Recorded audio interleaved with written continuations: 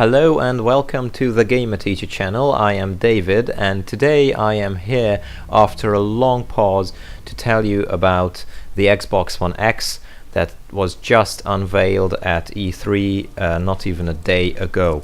Now, Microsoft last year didn't really deliver, and some people even called them the losers of E3 compared to Sony being the winners with their press conference. Now, this year's Sony conference is still ahead of us, so I can't really say who, quote, won, unquote, E3 because it's not even over yet, and also I'm not really a fan of the console wars and people being losers and winners in it because I don't really believe in it, but whatever. What I am interested in telling you is the Xbox One X, formerly known as the Project Scorpio, has finally been unveiled.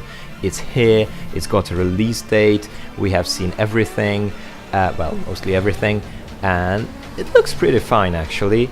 Let me tell you about it a little bit. So here are a couple of things you really need to know about the Xbox One X and the games coming out for it. First of all, let's start with the release date. It was announced that the new console is coming on the 7th of November this year, so on the contrary to previous information about it being released around the holidays, it will come a little bit sooner. The name is also new, Xbox One X. People will be probably abbreviating it as XOX, or if you really want to pronounce it, Zox or Xox, which probably nobody will ever say. Second thing you need to know about it is the price, which is a doozy. It's $499 in the US, €499 in the European Union, and well, this is all we know, and I'm not really happy about it, to be honest, and a lot of people have been voicing their concerns over this so-called premium pricing. This console is definitely not for everybody, and even though it offers some great improvements over the Xbox One or the Xbox One S, I'm not 100% confident that these improvements should in fact justify such a high price. I think it's a fair price considering the hardware used to make the Xbox One X. I'm just not sure if this hardware was really necessary for a home console, but that's probably for future generations to decide. The third thing is these improvements. First of all, it's going to be a 4K console. It's going to support native 4K resolutions with 60 frames per second. We have seen a Forza 7, also newly announced, running at such a frame rate, and I have to say it looked brilliant and beautiful. The most probable concern here is that a lot of people have not yet got 4K televisions or even a need for 60 frames per second in gaming, because consoles have never really been about that until recently. Some games will be patched very soon to support 4K and 60 frames per second, but some games will only be enhanced via the Xbox One X's super sampling techniques, which is something that Xbox seems to be, as a brand, seems to be very proud of, but I am not sure how much it will show on actual 4K TVs. For example, I myself have a Samsung 4K TV and it already has a built-in super sampling device, so when I play on the older generation consoles, which I still have, the Xbox 360 and the PlayStation 3, the graphics are made better by the TV, upscaled is the official term, I believe, and even though the console will do it, in this case, a lot of 4K TVs already have this technology, so it's not going to be a huge visual improvement on these screens. The other thing is, if you don't have a 4K TV, Xbox promises that even a Full HD TV will definitely benefit, first of all from the HDR graphics, and second of all, the Xbox One X will offer something very similar to the PlayStation Pro's boost mode, which will simply provide games with more, well, hardware to use, and thus boosting their performances. So even games which will not be patched or are yet to be patched can utilize the console's hardware and be better, have shorter loading times and overall better performance. Now the next gimmick here, which I was particularly excited by, and it came as a huge surprise for everybody, is the backwards compatibility of, and just sit down please, I'm waiting for that. Okay, are you seated? Xbox Classic games. They will be backwards compatible, starting with Crimson Sky, High Road to Revenge, an immensely popular title from the Xbox Classic days. No more games have been announced yet, but it seems likely that Xbox is aiming at more traditional, retro-oriented people as well. Quick note here, a recent survey revealed that backwards compatibility is not as widely used as some people think it is. I think it was said at the conference that every second or third Xbox One player has used compatibility before, but if I remember well, this recent survey stated that not a lot of people use it on an everyday basis. Even so, Microsoft seemed to be determined to bring Xbox Classic games back in a way, and that is something I can really stand by and support, because I am a huge fan of many Xbox Classic games from those old times, and I think that retro graphics and retro game design, particularly on the PC and on the indie market, is leading a new way of making and playing games today, and I am happy that Microsoft is willing to jump on this bandwagon and to participate. The next thing from the conference was a couple of games. I think it was a bit too much, and Microsoft really overdid the whole idea. I know that for the last couple of months, maybe years, Microsoft have been behind in the games and software race, as opposed to Sony, who have a lot of exclusive games which seemed to hit the right spot with customers and were mostly very successful, like Bloodborne, the Uncharted series, particularly Uncharted 4, and the soon-to-be released Lost Legacy. And even from the previous generation, some games have been remastered, for example Heavy Rain and The Last of Us. So the exclusive titles in Sony's catalog are a more prominent thing than in Xbox's, and also Microsoft seemed to have eliminated actual exclusivity completely, because exclusive games are now not Xbox One exclusives, but Xbox One and Windows 10 exclusives together. So that's something new, something we haven't really seen before. Games officially not being exclusive anymore to one particular console is a new concept, but I'm not saying it's a bad thing, because, for example, I didn't have an Xbox One for a very long time, and still I could enjoy some of the best Microsoft games like Forza Horizon 3 on my Windows 10 PC.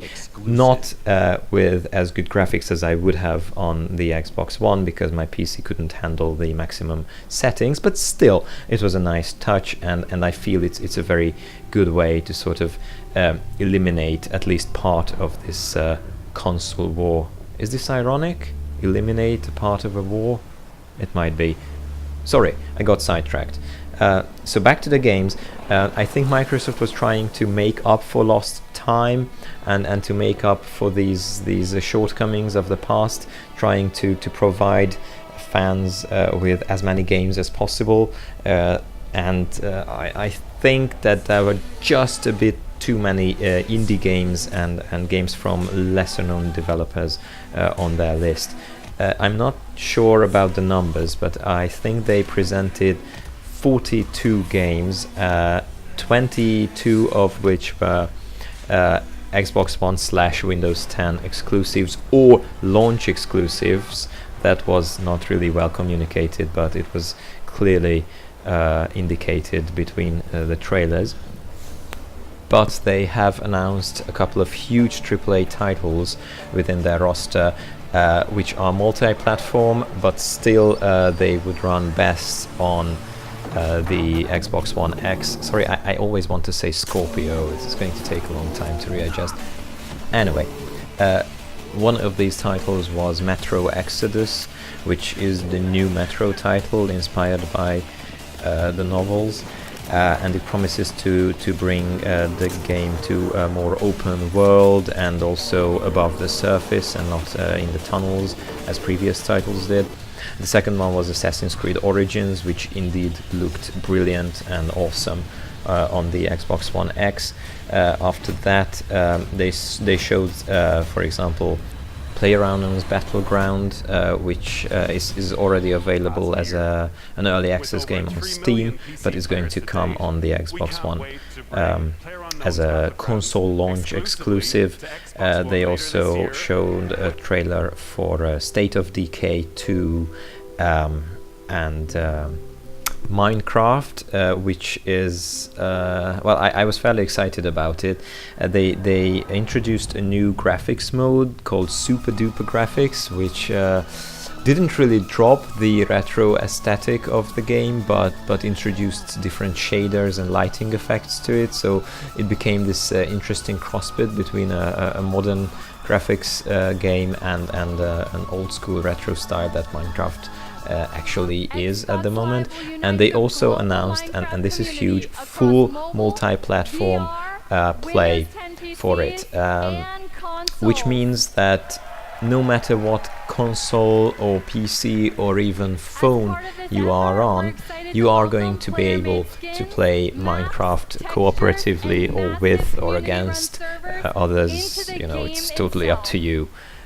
And I feel that this is just so Mojang, so Minecrafty that you know, you have this whole world to build and conquer and do whatever you feel in it, and now you are able to do it with whomever you feel. It's just a brilliant concept. I again totally 100% loved it.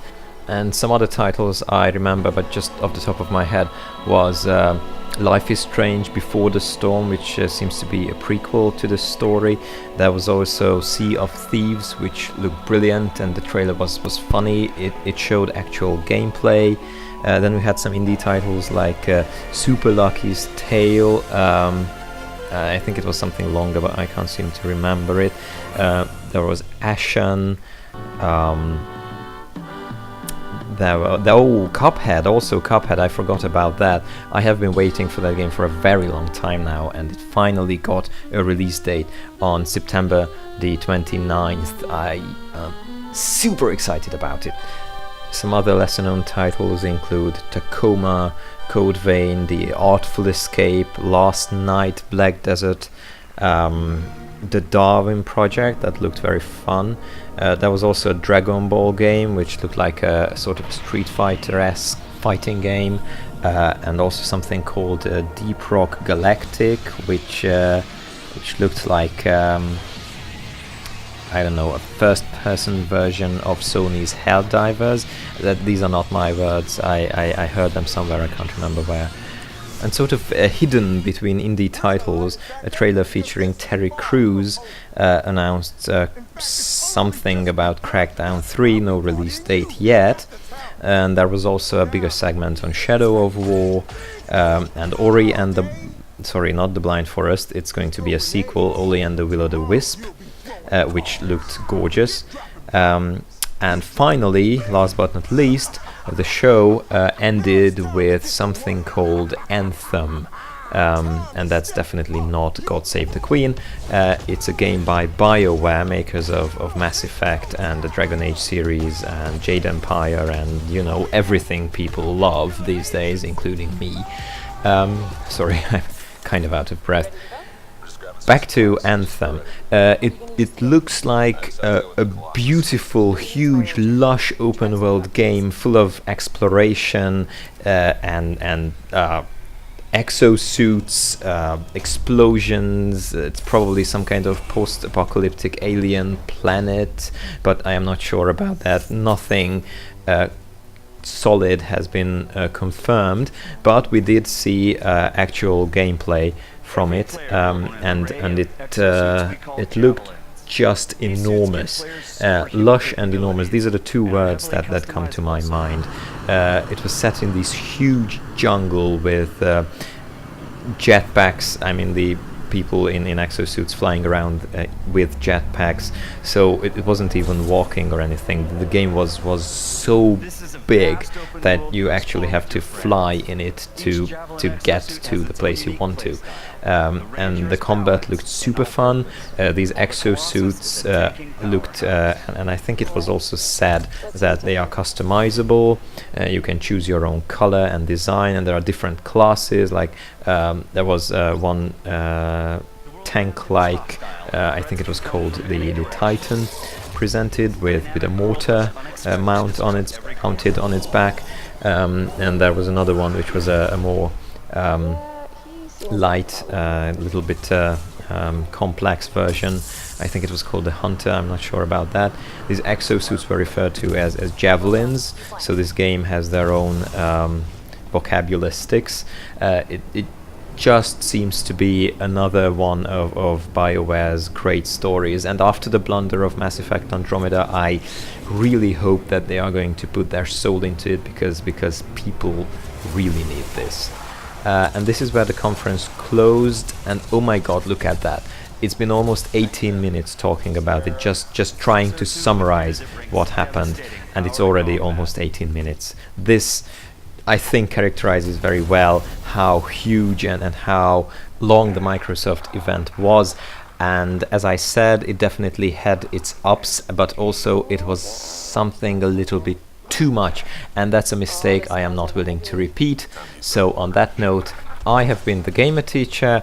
I hope you enjoyed this video. Like and subscribe if you did, or you can like and subscribe even if you didn't, because that's what keeps me going. And see you next time. Bye. There's a bunch more coming in. Okay, I'll get this round.